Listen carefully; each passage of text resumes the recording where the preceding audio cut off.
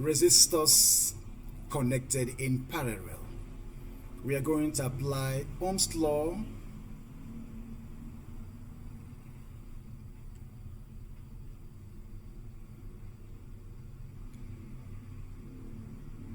Resistors connected in parallel. Here we are going to find the total resistance of the parallel circuits, that is Rp.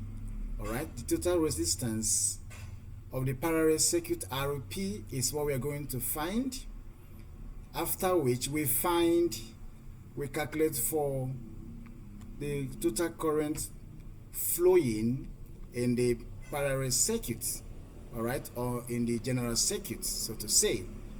So we have two quantities to find here, right?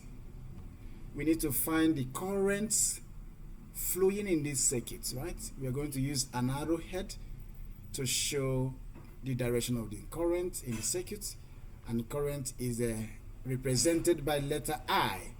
Alright, so without wasting time, let's quickly go. The total resistance in parallel circuits is going to be calculated using this formula as usual, which is 1 all over Rp. Okay, we're going to use Rp this time around to represent total resistance in parallel. Alright, 1 over Rp is equal to 1 all over R1, okay, R1, then plus 1 all over R2, okay, R2, very good, plus 1 all over R3, okay, we are going to use 1 all over R3, R3, good, this should be plus. So this is the formula for calculating the total resistance in a parallel connected of resistors. So what we need to do next is to quickly substitute without wasting time. 1 all over R1 is 4. R1 is 4 ohms.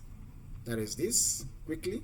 R2 is this. R3 is this. So let's substitute accordingly. Plus 1 all over R2, which is resistor 2 with 2 ohms.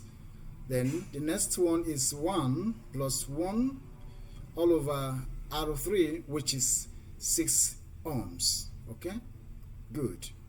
So this is 6 ohms. We are going to write it very well. 6 ohms. All right. Okay. So that is it. So the next thing we need to do here is to find the LCM as usual, but we can still do it this way. The reciprocal of each of these resistance can still solve the problem.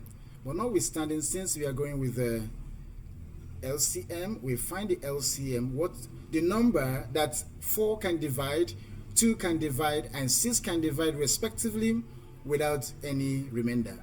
That should be 12. 12 is that number. 4 can divide 12 and have 3. 2 can divide 12 and have 6. And then 6 can divide 12 and have 2 respectively. So the LCM here is simply 12, right? So 4 divide 12 is 3. 3 times 1 here is going to give us 3. So we maintain our 3, right? Good. We put our plus sign. Then 2 divide 12 is going to get 6. And then 6 times 1 remains 6, right? So we maintain 6 here and put our plus again. Then we have 6. This is 6, right? Divide 12 is going to get 2. It will be 2. Then 2 times 1 remains 2. 6 divide 12. We have 2 each. And then that 2 multiply 1 is going to be 2. So nothing has changed. So we write down our 2. Good. So we continue in that form is equal to, what we have here is 3 plus 6 plus 2 is equal to 11. I repeat, 3 plus 6 is 9. 9 plus 2 is 11. 11 all over 12. 11 all over 12. Good. So we have 11 all over 12. Very, very neat. All right. So that is what we have here. Then the next thing, we remind ourselves that 1 all over RP, we can make RP, which is resistance, total resistance in parallel. We can make it the subject by taking the inverse of both sides, which is 11 all over 12. We are going to find the inverse of both sides, right? The inverse of both sides can be found by multiplying both sides with an inverse, which is minus 1 here, and then we do the same thing this side, okay? Very smoothly and neatly. We do the same thing this side, minus 1, okay? So with this becomes, RP becomes, that is total resistance in parallel circuits of resistors. RP, total resistance in parallel, becomes this. 12 will come up because of the inverse effect, okay? And then 12 comes up, 11 comes down, right? Okay, that's good. That's perfectly good. So we have 12 all of 11 ohms, right? That's the answer. So we have found the total resistance in this format, right? Good. So we have found the total resistance in this entire arrangement. The next thing we are going to find is the current flowing in the circuit. We must take note that the energy in the circuit is 12 volts, right? Energy in the circuit is 12 volts. So let's put it down. E, the energy being supplied to the circuit is just 12 ohms. Sorry, 12 volts, so to say. 12 volts, 12 V. Okay? We can write it in full to avoid doubts. Okay? So very good. So we have 12 volts. That's the energy supplied to the circuit. If you have watched up to this moment, I urge you to consider subscribing and giving us some thumbs up. Share with your students, share with your friends, share with your fans, share with your family who might want something like this for their children. Also, share with your networks, right? Give us some thumbs up. Put on the bell button for constant notification each time something like this is uploaded.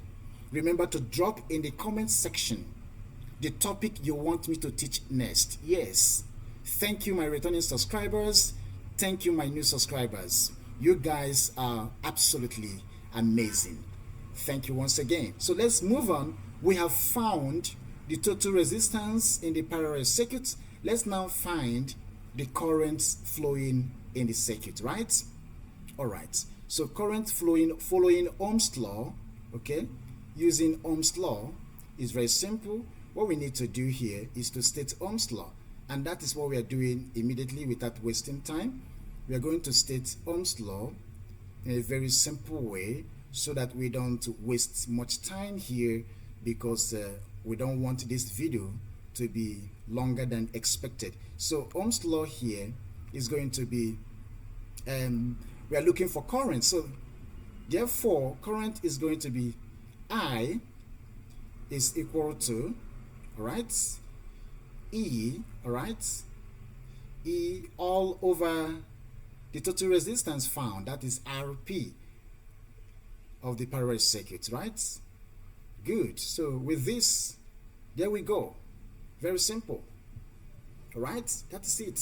We move on. So by the time we substitute, let's move on here. We are substituting for I now, okay? And then we solve simply by substituting the value of E. That's the energy is 12 volts. right? Energy is 12 volts. All right, good. All over RP is 12 over 12. Okay, 12 all over 11. Good. 12 all over 11. So if we do the needful here, it's going to be, this time around is going to be 12, right? 12 all over 1. Are you there? Good. Times 11 comes up, right? That's the rule. All over 12. Okay? Very simple. Good. Can you see? It has been solved. Very simple. So what do? 12 cancels 12. It's gone. And we are left with only 11. And we have, the answer is equal to 11 amps. 11 amps. Very simple and neat. All right? Very simple and neatly done. 11 amps. Okay, we can then conclude by saying, therefore, right?